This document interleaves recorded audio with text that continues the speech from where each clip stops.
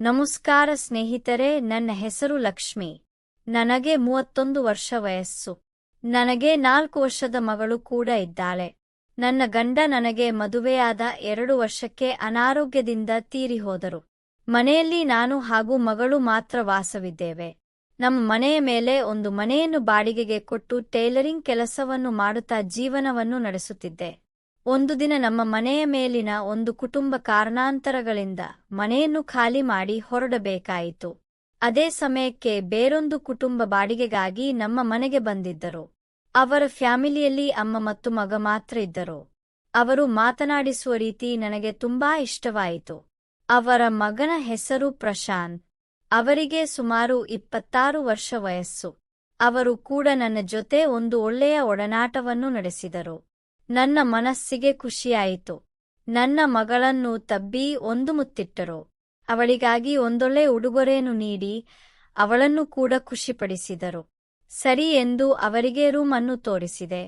ಅವರಿಗೆ ತುಂಬಾ ಖುಷಿಯಾಯಿತು. ನಂತರ ಅವರು ಹೊರಟು 2 ದಿನ ಬಿಟ್ಟು ಬರುವುದಾಗಿ ಹೇಳಿದರು. ಹಾಗಾಗಿ ನಾನು ಅವರಿಗಾಗಿ ರೂಮ್ ಅನ್ನು ಸ್ವಲ್ಪ ಸ್ವಚ್ಛಗೊಳಿಸಿ ಸಿದ್ಧ ಮಾಡಿದೆ. ಅವರು ಹೇಳಿದ ಹಾಗೆ ಮನೆಗೆ ಬಂದರು. ಅವರ ಹಾಗೂ ನನ್ನ ನಡುವೆ ಒಂದೊಳ್ಳೆ ಬಾಂಧವ್ಯ ಬೆಸೆಯಿತು. ಕಾಲಗಳು ಕಳೆದಂತೆ ಪ್ರಶಾಂತ್ ಹಾಗೂ ನನ್ನ ನಡುವಿನ ಸಲುಗೆ ಮತ್ತು ಪ್ರೀತಿ ಹೆಚ್ಚಾಗಿತು. ನನ್ನ ಮಗಳನ್ನು ಕಂಡರೆ ಅವರಿಗೆ ತುಂಬಾ ಇಷ್ಟವಾಗುತ್ತಿತ್ತು. ಅದೇ ನೆಪದಲ್ಲಿ ಅವರು ಆಗಾಗ ಮನೆಗೆ ಬರುತ್ತಿದ್ದರು. ಒಂದು ದಿನ ಮನೆಯಲ್ಲಿ ಮಗಳ ಹುಟ್ಟುಹಬ್ಬ ಇದ್ದ ಕಾರಣ ಅವರನ್ನು ಮನೆಗೆ ಕರೆದಿದ್ದೆ. ಅವರು ಮನೆಗೆ ಸ್ವಲ್ಪ ತಡವಾಗಿ ಬಂದ ಕಾರಣ ಹುಟ್ಟುಹಬ್ಬಕ್ಕೆ ಬಂದಿದ್ದ ಜನರೆಲ್ಲ ಹೊರಟು ಹೋಗಿದ್ದರು. ಅವರು ಬಂದ ತಕ್ಷಣ ಮಗಳಿಗೆ ಶುಭಾಶಯ ತಿಳಿಸಿ ಹಾಲ್ನಲ್ಲೇ ಕುಳಿತರು. ನಂತರ ಇಬ್ಬರೂ ಸ್ವಲ್ಪ ಹೊತ್ತು ಮಾತನಾಡುತ್ತಾ ಕುಳಿತೆವು. ಅವರಿಗಾಗಿ ಕಾಫಿಯನ್ನು ಮಾಡಿಕೊಟ್ಟೆ.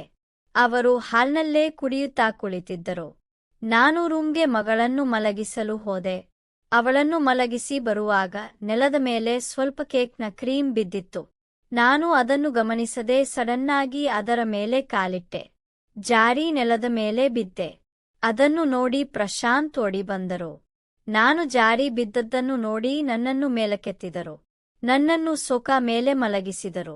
ನಾನು ನೋವಿನಿಂದ ಬಳಲುತ್ತಿದ್ದುದನ್ನು ನೋಡಿ ಅವರು ತಕ್ಷಣ ನನ್ನ ಮೊಣಕಾಲಿನ ನೋವನ್ನು ಸರಿಪಡಿಸಲು ಮುಂದಾದರು. ನಂತರ ನನ್ನ ಉಡುಪನ್ನು ಸರಿಸಿ ಮೊಣಕಾಲಿಗೆ ಸ್ವಲ್ಪ ಬಾಮ್ ಹಚ್ಚುತ್ತಾ ನೋವನ್ನು ಶಮನಗೊಳಿಸಿದರು. ನಂತರ ನನ್ನನ್ನು ಸಮಾಧಾನಪಡಿಸಿ ಅವರು ಸ್ವಲ್ಪ ಹೊತ್ತು ನನ್ನ ಬಳಿಯೇ ಕುಳಿತಿದ್ದರು. ನಾನು ನಿಧಾನವಾಗಿ ನಿದ್ದೆಗೆ ಜಾರುತ್ತಿದ್ದೆ. ಅವರು ನನ್ನ ಕಡೆ ನೋಡುತ್ತಾ ಗಮನ ಹರಿಸುತ್ತಿದ್ದರು. ನಾನು ಪೂರ್ಣ ನಿದ್ದೆಗೆ ಜಾರಿದ ಸಮಯದಲ್ಲಿ ನನಗೆ ನೋವಾಗಿದ್ದ ಜಾಗದಲ್ಲಿ ನಿಧಾನವಾಗಿ ಮಸಾಜ್ ಮಾಡುತ್ತಾ ಅವರ ಆ ಒಂದು ಸ್ಪರ್ಶ ನನ್ನ ಮನಸ್ಸಿಗೆ ಹಿತ ನೀಡಿತು. ಆ ಸ್ಪರ್ಶಗಳು ನೋವನ್ನು ತಣ್ಣಗಾಗಿಸುವಂತೆ ಅನುಭವವಾಯಿತು.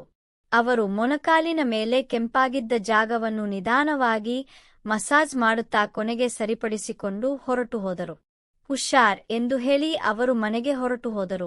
ನನಗೆ ಅವರ ಮೇಲೆ ಮತ್ತಷ್ಟು ಕಾಳಜಿ, ಪ್ರೀತಿ ಮತ್ತು ಗೌರವ ಹೆಚ್ಚಾಯಿತು. ಮನಸ್ಸಿಗೆ ಒಂದು ನೆಮ್ಮದಿ ದೊರಕಿತು. ಅವರ ಆ ಕಾಳಜಿಯನ್ನು ನೆನೆದು ನಾನು ಮಲಗಿಕೊಂಡೆ.